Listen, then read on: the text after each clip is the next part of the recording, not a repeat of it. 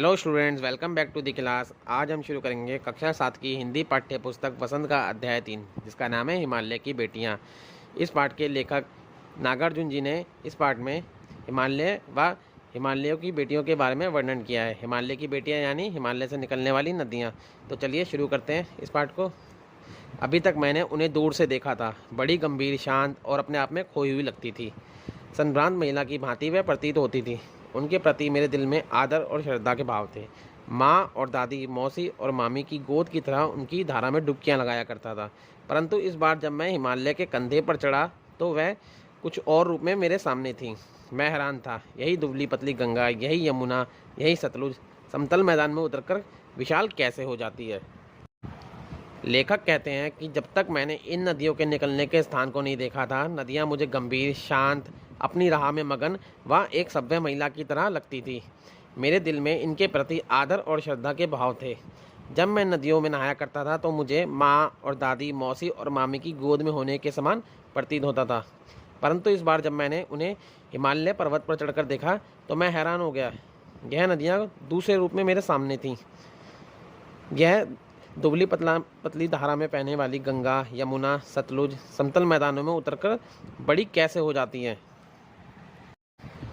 इनका उछलना और कूदना, खिलखिलाकर लगातार हंसते जाना, इनकी यह भावभंगी, इनका यह उल्लास कहाँ गायब जाता है। मैदान में जाकर किसी लड़की को जब मैं देखता हूँ, किसी कली पर जब मेरा ध्यान अटक जाता है, तब मैं इतना कौतूहल और विस्मय नहीं होता जितना कि इन बेटियों की बाल लीला देखकर। कहाँ ये भागी जा रही है, वह कौन लक्ष्य है जिसने इन्हें बेचैन कर रखा है। अपने महान पिता की विराट प्रेम पाकर इनका हृदय अतृप्ति है, तो वह कौन होगा जो उनकी प्यास मिटा सकेगा।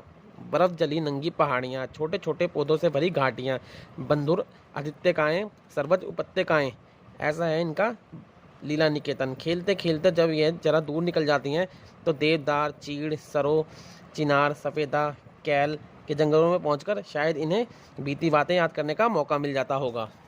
लेखक कहते हैं इनका यह उत्सुकता से बहना कहाँ खो जाता है। मैदान में जाकर जब मैं किसी लड़की को देखता हूँ, किसी फूल की कली पर मेरा ध्यान अटक जाता है, तब मुझे इतनी जिज्ञासा और आश्चर्य नहीं होता जितना इन नदियों को बहता देखकर होता है। यह कहाँ बहकर जा रही हैं, इन्हें ऐसा कहाँ बहकर जाना है जिसके लिए यह इतना बेचैन हो रही हैं। क्या हिमालय का प्यार इनको कम पड़ गया है? इनकी यह प्यास कहाँ पहुँच बुझेगी? बर्फीली पहाड़ियाँ, छोटे पौधों की घाटियाँ, इनसे खेलते खेलते जब यह दूर निकल जाती हैं तो देवदार, चीड़, सरो, चिनार, सफ़ेदा, कैल के पेड़ों से भरे जंगलों में पहुंचकर शायद इन्हें हिमालय पर्वतों की याद जरूर आती होगी। कौन जाने बूढ़ा हिमालय अपनी इन नटखट बेटियों के लिए कितना सिर धुनता होगा। बड़ी बड़ी चोटियों से जाकर पूछे तो उत्तर में विराट मौन के सिवाय उनके पास रखा ही क्या है। सिंधु, ब्रह्मपुत्र, ये दो ऐसे नाम हैं जिनके सुनते ही रावी, सतलुज, व्यास, चनाब, झेलम, काबुल, कुबा, कपिशा, गंगा, यमुना, सरयू, गंडक, कोसी आदि हिमालय की छोटी बड़ी सभी बेटियां आंखों के सामने नाचने लगती है। वास्तव में सिंधु और ब्रह्मपुत्र स्वयं कुछ नहीं, दयालु हिमालय के पिघले हुए दिल की एक एक बूंद न जाने कब से इकट्ठा होकर इन दो महानदों के रूप में समुद्र की ओर प्रवाहित होती रही हैं। कितना सौभाग्यशाली है वह समुद्र जिसे पर्वतराज हिमालय की इन दो बेटियों का हाथ पकड़ने का श्रेय मिला। लेखक कहते हैं किसको पता कि बूढ़ा हिमालय मतलब इनका बूढ़ा पिता इनको कितना याद करता होगा। बड़ी बड़ी पहाड़ियों से यदि हम जाकर पूछें तो उनके पास मौन रहने के सिवाय कोई जवाब नहीं होगा। सिंधु और ब्रह्मपुत्र, ये दो ऐसे नाम हैं जिनके सुनते ही रावी, सतलुज, व्यास, चनाब, झेलम, काबुल, कुबा, कपिशा, गंगा, यमुना, सरयू, गंडक, कोसी आदि हिमालय से निकलने वाली नदियों के नाम याद आ जाते हैं। वास्तव में सिंधु और ब्रह्मपुत्र इन नदियों के आगे कुछ भी नहीं है। हिमालय की बर्फ पिघल के एक एक बूंद इकट्ठा होकर इन दो महानदों के रूप में समुद्र की ओर बहती रही हैं। कितना खुशकिस्मत है समुद्र जिसमें हिमालय की ये नदियाँ आकर मिलती हैं। जिन्होंने मैदान में ही नदियों को देखा होगा, उनके ख्याल में शायद ही यह बात आ सके कि बूढ़े हिमालय की गोद में बच्चियां बनकर यह कैसे खेला करती हैं।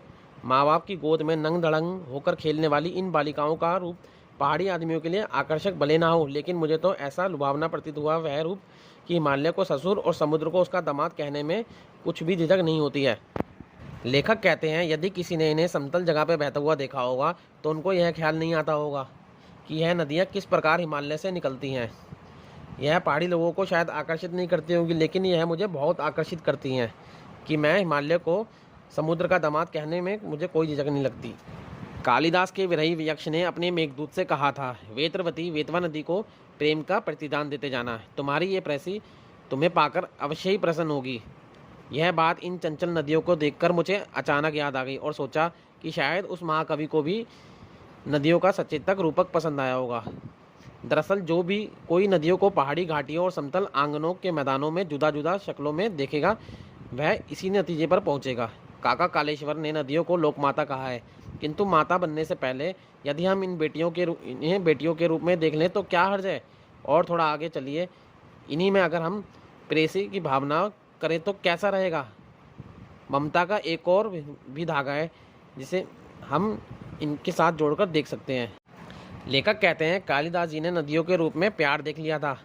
उन्होंने कहा था कि बादल की बूंद पाकर यह नदियाँ खुश हो जाएंगी। शायद उस महाकवि को भी नदियों का यह रूप पसंद था। यदि कोई नदियों को पहाड़ी घाटियों और समतल मैदानों में बहते देखेगा तो वह भी इस प्रकार सोचेगा। काका कालेश्वर, उन्होंने इन नदियों को लोकमाता कहा है।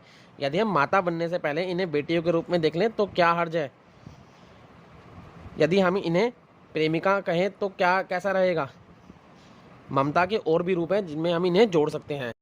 बहन का स्थान कितने कवियों ने इन नदियों को दिया है। एक दिन मेरी भी ऐसी भावना हुई थी। थोलिड तिब्बत की बात है। मन उछट गया था, तबीयत ढीली थी। सतलज के किनारे जाकर बैठ गया। दोपहर का समय था।